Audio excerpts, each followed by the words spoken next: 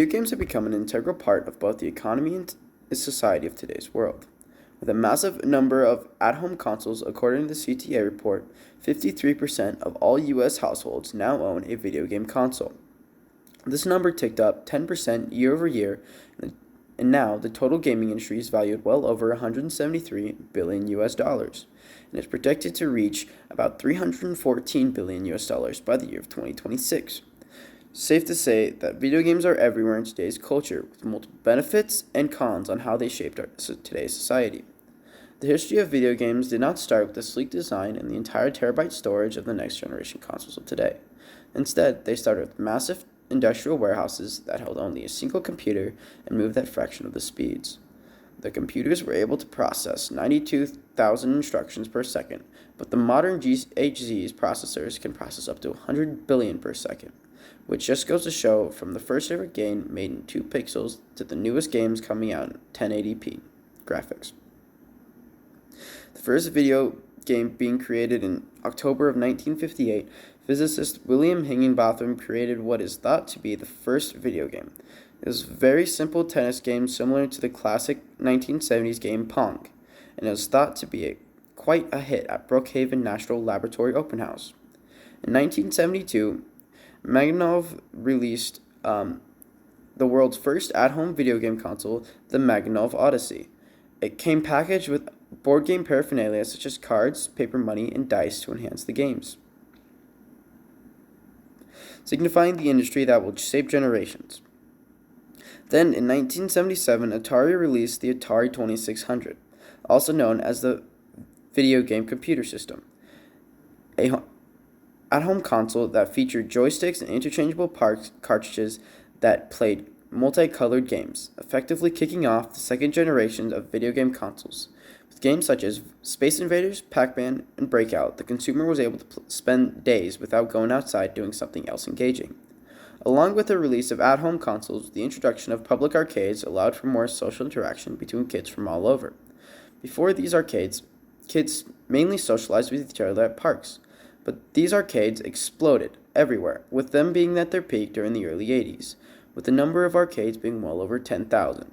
But this did not last, as the industry, much like our society, changes, with them only being around 4,000 strong in the year of 1998. But with the decline of arcades came the at-home console rise. With the Super Nintendo coming out in the 90s, this brought a new level of entertainment for kids all over the world. Along with the release of the newer and better consoles, such as the Super NES, a new amount of disposable income was being poured into the gaming industry, allowing the total sale of Super NES being over 61.9 million units sold. Since Dr. Higginbotham created his first video game in 1958, massive improvements have been made in both the domestic market and international ones as well. From having a massive warehouse to store a single computer, to being able to have a 4K gaming at 120 frames per second available anytime, the society of the time must be different compared to before concerning our domestic lives. In 1980, just 7% of kids met the criteria of obesity. 30 years later, studies found upwards of 1 to 3 kids can fall under the obesity classification, which has a direct link to the sedentary lifestyle of the kids today due to the introduction of video games. It is no secret how video games merely added to the longing for a life where you move as little as possible. With obesity, children are more at risk at contracting various diseases and conditions such as cardiovascular disease, asthma, diabetes, and sleep apnea. Video games are not the sole reason for the rise of obesity. It is not fair to put all blame upon the video games, but rather share it with the intense rise of processed food and other sorts of at-home entertainment. But by far one of the more public impacts of the rise of video games and at-home culture is the rise of online video game influencers.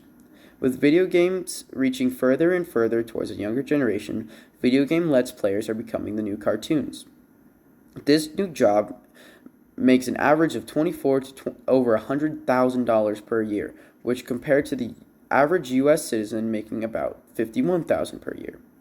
But the combination of the possibilities of making money and the entrapment of the youth, many countries have made rules in order to regulate both the exposure of youth and monetization. As seen in legislation 1531, which prohibits deceptive acts and practices by video game developers when disclosing the content of games to the ESRB. The bill also preempts state and local laws regulate video game ratings or regulating the sale, rental, or display of video games. One of the main drawbacks to video games is the fact that obesity has had a direct link to the rise. In the United States, the percentage of children and adolescents affected by obesity has more than tripled since the 1970s. In 2017-2018, an estimated 19.3% of U.S. children and adolescents aged 2 to 19 years old have obesity. Now, it is not only video games' fault, but the fact that one can stay inside all day and not have to move for some entertainment will lead to the rise of obesity and eating disorders. Another outcome of the rise of the video game industry is the changing of our society's outlook on the outdoors, especially for our children. A study put on by Child of the City state that children are playing outside for an average of just 4 hours a week, which compared to the 8.2 hours for their parents when they were children. Once more, a study by the UK government found that 10% respondents have not even been in a natural environment such as a park, forest, or beach for the last year. It showed that overall engagement and outlook with the outside rural spaces is low in the modern age, both dependent on their parents' outlook but also the child's as well. Playing outside is crucial to both the physical, social, and emotional health of growing children. Playing outside can lead to greater motor skills such as lower BMI, improved overall health. Playing outside increases self-awareness, increases appreciation with the environment, and aids in peer-to-peer interaction.